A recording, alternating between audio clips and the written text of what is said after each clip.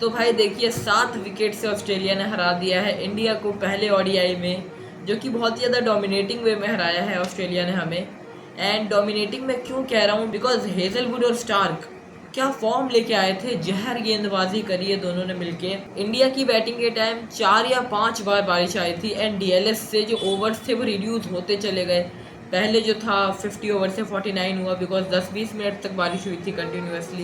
And बारिश क्या मतलब, वो इस तरह की बारिश थी कि अगर ऐसी बारिश इंग्लैंड में हो तो मैच कंटिन्यू ही रखते वो लोग। एंड फिर मैच हुआ 49 ओवर्स का। देन उसके बाद और रिड्यूस हुआ तो शायद 45 हुआ था, बीच में 45 की अपडेट थी। एंड फिर वो धीरे धीरे नीचे आते आते 36 पे आया, 32 पे आया, फिर एक पॉइंट पे फिर लाके पटक दिया गया उसे 26 ओवर्स पे। और जब 26 ओवर पे मैच को पटका गया था तो ऑलरेडी इंडिया 16 ओवर खेल चुका था। एंड रन भी जो थे वो उतने ज़्यादा थे, आई थिंक 58 रन बने हुए थे उस टाइम, 58 बने थे। एंड अगली 14 गेंदों में केएल राहुल और अक्षर पटेल ने 28 रन मारे थे। और अक्षर पटेल तो आउट हो गए थे, केएल राहुल नॉट आउट थे। बट हम लोग शुरुआत से आते हैं यहाँ पे कि जब स्टार्टिंग में जब गिल और रोहित शर्मा आए थे ओपनिंग करने के लिए, तो स्टार्टिंग में तो ऐसा लगा कि आज वाट लगने वाली है, शामत आ चुकी है, रोहित शर्मा आए हैं, कोहली अभी आने वाले हैं वन डाउन पे। बट देखने कुछ ऐसा विपरीत मिला। स्टार्क ने डाला अपना पहला ओवर एंड जो उनका एक्शन था, बॉलिंग एक्शन, एंड जो फील आ रही थी ना, जो वाइब क्रिएट कर रही थी पर्थ के क्राउड ने, फर्स्ट ऑफ ऑल मैं हैट्स ऑफ दूंगा, हैट्स ऑफ है मेरी तरफ से पर्थ के स्टेडियम को। एक तो पर्थ का स्टेडियम अपने आप में एक मास्टरपीस है।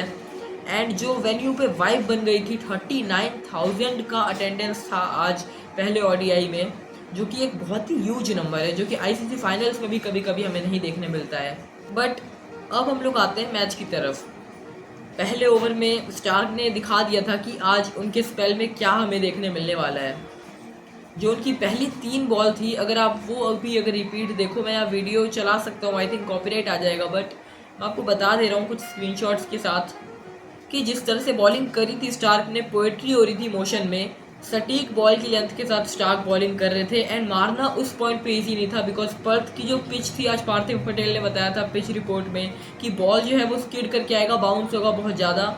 एंड जब बॉल बाउंस हो रही है तो वो अनयूजुअल बाउंस की तरह लगता है पर्थ के पिच पे, बिकॉज कभी कभी ऐसा लगेगा आपको कि बॉल बहुत नीचे रह जाएगी जब आप कट मारने जाओगे, लेट कट करोगे, अर्ली कट करोगे। इवन अगर परफेक्ट टाइमिंग भी अगर हो जाती है अगर कभी कभार, देन बाउंस की वजह से ऐसा होता है कि कभी कभी बॉल ऐसे बाउंस हो रही है, देन इतनी जंप करेगी, एंड कभी कभी बाउंस कर रही है तो इतने पे रह जा रही है। तो वही फ़र्क हो जाता है कि कभी इनसाइड एज लग जा रहा है, कभी एज पे चौका निकल जा रहा है, जिसमें आई थिंक दूसरे या तीसरे ओवर में गिल ने एक स्ट्रेट ड्राइव मारा था हेजलवुड या स्टार्क में से किसी एक को, जो कि एकदम उसे देखने के बाद ऐसा लगा कि चलो आज तो हो गया गेम, 300 250-300 रन आराम से बनेंगे। एक चौकिया ने वो डिसाइड कर दिया था कि आज 250 या 300 बनेंगे। बट नेक्स्ट ओवर में हमें क्या देखने मिलता है, रोहित शर्मा के आई थिंक रोहित शर्मा को एक बाउंसर आती है एंड वो उसको डिफेंस करने जाते हैं, सीधा फर्स्ट स्लिप के हाथ में कैच। फिर अब वही है, अब लोग बोलते हैं चलो रोहित शर्मा तो ऐसा ही प्लेयर है, हिट और मिस टाइप का, अगर हिट हो गया तो भाई पूरा वन साइडेड जितवाएगा, एंड मिस हो गया तो चलो कोई नहीं, अभी तो हमारे पास पूरा विराट कोहली पड़ा हुआ है, ऊपर और भी बैट्समैन हैं आने को। बट उसके बाद हमें क्या देखने मिलता है, विराट कोहली आते हैं, स्ट्रगल करते हैं पहले 6 बॉल में, स्ट्रगल नहीं कहूँगा मैं उसे, मतलब ठीक है डिफेंस करते हैं अपना 6-7 बॉल अपना आराम से, मतलब टाइम लेते हैं अपना थोड़ा सेटअप होने के लिए। बट 8th बॉल जो आती है मिचेल स्टार्क की, उस पर क्या हुआ, बॉल आती है जी, एंड विराट कोहली चाहते तो उसको लीव कर सकते थे, बट 7 बॉल क्योंकि उन्होंने डॉट खेल दी थी, 7 बॉल में 0 पे थे वो। एंड पावर प्ले का वो टाइम था, वहीं पे वो टाइम था जब हम चौके या फिर बीच में से निकाल के मतलब अपनी क्लास और मास्टर क्लास को दिखा सकते हैं, जो कि विराट कोहली के अंदर कूट कूट के भरी है। सीधा मैट रेंचो जंप करके कैच लेते हैं, दैट वॉज अ स्टनर, गजब का कैच था वो। मैं उसको अभी यहाँ पे चलाऊंगा बिकॉज कॉपीराइट आई थिंक नहीं आना चाहिए 2-3 सेकेंड की क्लिप पे। बहुत कमाल का कैच लिया था वो, 1-2 हाथ से लिया था एंड विराट कोहली को 0 पे आउट किया, डक करा विराट कोहली को, 8 बॉल डक था वो। एंड मिचेल स्टार्क सेलिब्रेट करते हैं। पर्थ में पहली बार, पर्थ में ही नहीं ऑस्ट्रेलिया में पहली बार विराट कोहली डक पे आउट हुए थे अपने 13 साल के ऑस्ट्रेलिया करियर में। 13 साल पहले उनका डेब्यू हुआ था ऑस्ट्रेलिया में, मतलब ऑस्ट्रेलिया में उनका पहला मैच था तो मैं उसको डेब्यू कह रहा हूँ। 2012 से लेके 2025 तक एक बार भी ऐसा नहीं हुआ कि विराट कोहली डक पे आउट हुआ हो। एंड इवन जो कमेंटेटर्स थे, एनालाइस्ट थे, वो पहले यही दिखा देते हैं हमें ग्राफिक्स बार बार कि पिछले 5 और 6 मैचेस जो विराट कोहली के हुए हैं ऑस्ट्रेलिया में, उसमें उनके स्कोर्स कैसे थे, जो कि आप अपनी स्क्रीन पर भी स्क्रीनशॉट में देख पा रहे हो। 5 बार 50+ का स्कोर कर रखा है, इवन एक सेंचुरी भी होगी। बट अब जाके जो करियर के रिकॉर्ड्स हैं उनके, वो पूरे ऊपर से नीचे आ रहे हैं जब वो 8 बॉल का डक हमें देखने मिला आज। एंड चलो उसके बाद फिर हमने हार मान ली कि चलो बारिश हो गई उसके बाद कि विराट कोहली और रोहित शर्मा आउट हो गए। एंड देन उसके बाद नेथन एलिस आते हैं अपनी पहली गेंद डालने के लिए, सीधा वाइड के लिए डाला। अगर पैड्स, ग्लव्स, बैट हल्का सा भी अगर कुछ भी टच होता तो सीधा 4 जा रहा था वो। जॉश फिलिप के लिए भी यहाँ पे बहुत बढ़िया है, जॉश फिलिप के लिए भी यहाँ पे तालियां होनी चाहिए, बिकॉज जॉश फिलिप ने जो कैचेस लिए हैं आज as a wicket keeper, Sydney Sixers की तरफ से खेलते हैं, वो ऐसा कैच लिया उन्होंने डाइव मार के सीधा हैंड्स में। एंड भाई मस्त कैच था वो। शुभमन गिल भी पीछे मुड़ के देखने लग गए, भाई वो आउट था, और सीधा अंपायर ने इस तरह उंगलियां खड़ी कर दी। एंड नेथन एलिस को पहली बॉल पे विकेट मिला शुभमन गिल का, 10 रन पे वो आउट हुए। तो अब हम देखते हैं टॉप 3 इंडिया का। गिल 10 रन पे आउट, रोहित शर्मा 8 रन पे out, and Virat Kohli 8 ball का डक। अब आते हैं श्रेयस अय्यर। ठीक है, श्रेयस अय्यर ठीक है, बढ़िया खेल रहे थे। स्टार्टिंग में मुझे ऐसा लगा चलो अब ये तो संभाल दे, फिर बारिश आई थी बीच में क्योंकि, तो फिर उसके बाद आते उन्होंने एक चौका मारा था। एंड देन उसके बाद हमें लगा चलो अब तो बढ़िया होगा कुछ। एंड देन फिर हमें क्या देखने मिला, अगेन एक वाइड जैसी बॉल डाली थी एंड उसके ऊपर वापस से same to same Josh Philippe का catch. Amazing fielding, catching efficiency Australia की सबसे बेस्ट रही है अभी वर्ल्ड क्रिकेट में, और रहने भी वाली है, बिकॉज फील्डिंग में ऑस्ट्रेलिया को बीट करना इम्पॉसिबल है। एंड देन अक्षर पटेल और केएल राहुल की क्या पार्टनरशिप आई थी, बीच में रेन आती रही बट ये लोग रुके नहीं। अक्षर पटेल ने यहाँ से मारे थे 31 रन्स, एंड केएल राहुल फिर रेन के बाद आते हैं जब 26 ओवर का डिसाइड हो गया था, वहाँ 14 बॉल में 28 रन आए थे। स्टार्टिंग 14 बॉल में ही 28 रन आए थे, बिकॉज इंडिया बहुत ज़्यादा ट्रबल में थी। 16 ओवर में जस्ट 60 रन भी नहीं बने थे। एंड जब पता चला कि अब तो 8 या 10 ओवर बचे हुए हैं, इसके अंदर ही जो करना है वो करना है, एंड डीएलएस मेथड भी हमारे फेवर में नहीं आया आज। सो उसके बाद केएल राहुल 38 करते हैं, देन 10 रन आते हैं वॉशिंगटन सुंदर की तरफ से। एंड सबसे मेन चीज़ यहाँ देखने क्या मिली कि वॉशिंगटन सुंदर को नीतीश कुमार रेड्डी से ऊपर प्रमोट किया गया, क्योंकि नीतीश कुमार रेड्डी का आज डेब्यू भी था ओडीआई में। और वॉशिंगटन सुंदर ने 10 रन बनाए थे, आई थिंक 10 बॉल से ज़्यादा खेल गए थे वो। बट एनकेआर नीतीश कुमार रेड्डी 11 बॉल में 19 रन बनाते हैं फिनिशिंग में आखिरी 2 ओवर में। तो मेरा सवाल ये है कि क्या वॉशिंगटन से पहले एनकेआर बनते थे? आई थिंक 10 या 12 रन एक्स्ट्रा जुड़ जाते, उसका कोई मतलब मैटर नहीं करता वो, क्योंकि ऑस्ट्रेलिया ने 21 ओवर में 130 बनाए। मैटर नहीं करते 10 या 20 रन, मैटर करने थे तो 50-60 रन करते।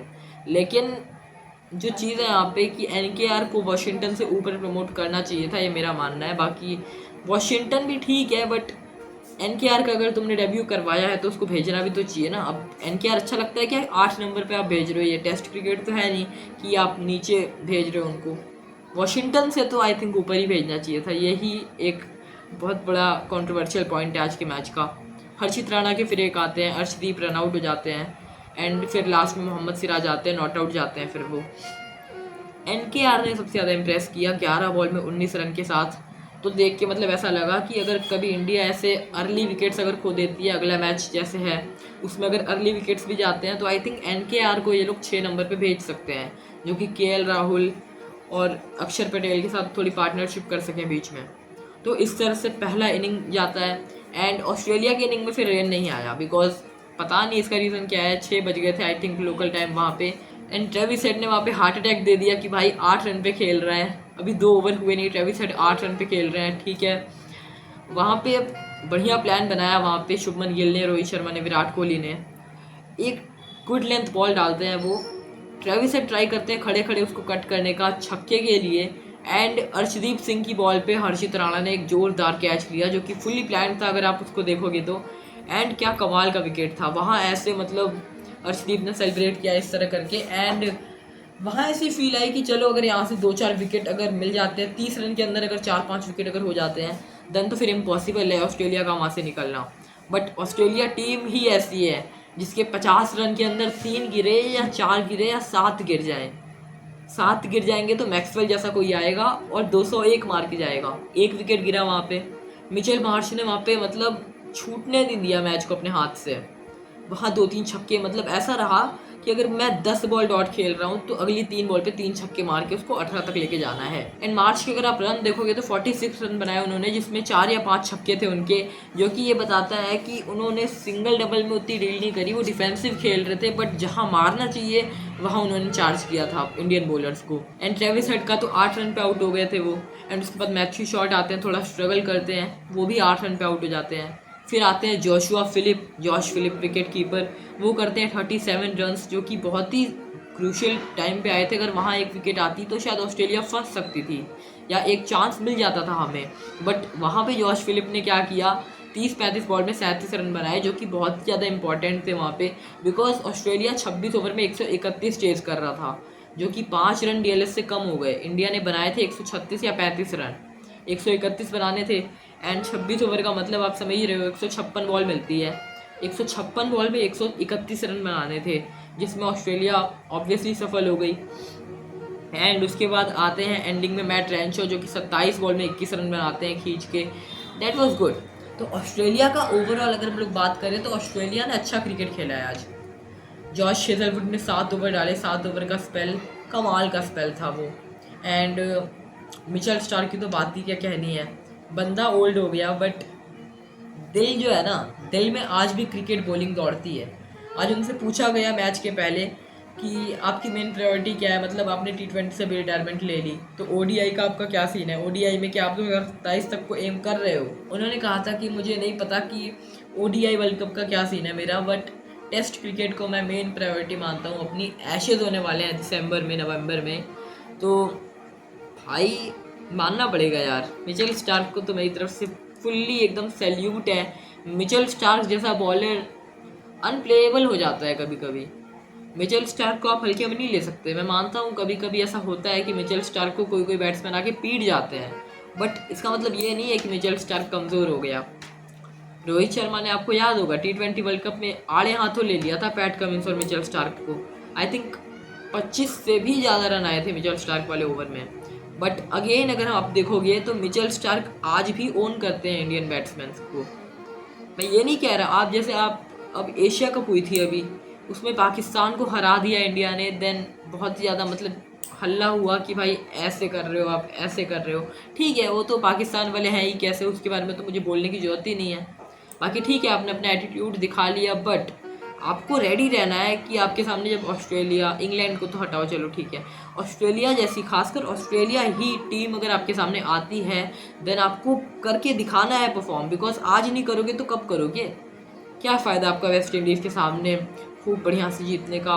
टेस्ट सीरीज़ एकदम वन साइडेड जीत लिया आपने वेस्ट इंडीज़ से, इंग्लैंड से, तो क्या फ़ायदा हुआ? इंग्लैंड में तो ड्रॉ हुआ था, तो कोई फ़ायदा मेरी नज़र में उसका कोई फ़ायदा नहीं है। ठीक है, आपने WTC में, ODI रैंकिंग में अपनी बढ़िया ग्रेड बना ली, आप A ग्रेड टीम हो, दुनिया की सबसे बेस्ट टीम हो, हर चीज़ जीत के आ रहे हो, आप चैम्पियन ट्रॉफी तक जीत लिया आपने। मैं ये नहीं कह रहा कि इंडिया कोई ऐसी वैसी टीम है, इंडिया टॉप की टीम है पूरे वर्ल्ड में, इंडिया जैसी कोई टीम है नहीं। बट आपको रेडी रहना है ऑस्ट्रेलिया के लिए, बिकॉज ऑस्ट्रेलिया जो है वो आपको बड़े मंच पे चोक करा रही है। तो आपको इस बात पे ज़्यादा ध्यान देना है कि मतलब ऑस्ट्रेलिया आपको चोक करा रही है बड़े बड़े मोमेंट्स पे, तो उसे आप कैसे हैंडल करोगे, उसे आप कैसे टैकल करोगे। बाकी आज का मैच जो था वो देखने के बाद ऐसा लगा कि ठीक है, अभी थोड़ी और मेहनत की ज़रूरत है विराट कोहली और रोहित शर्मा को। बाकी रोहित शर्मा से मैं एक्सपेक्ट करूँगा अगले मैच में एक कड़क स्टार्ट देखने मिले। And Virat Kohli middle over में आके कुछ कर दिखाइए यार, आप कुछ कर दिखाइए। अभी तो मैं कह रहा हूँ कि हेजलवुड और मिचेल स्टार्क को अगर कोहली नहीं संभाल पा रहे, सबसे बड़ा थ्रेट तो विराट कोहली के लिए भी है एडम जैम्पा। अभी एडम जैम्पा के सामने जब आप खेलोगे, मैथ्यू कुन्हेमन के सामने आप जब खेलोगे, तब आपका क्या होगा।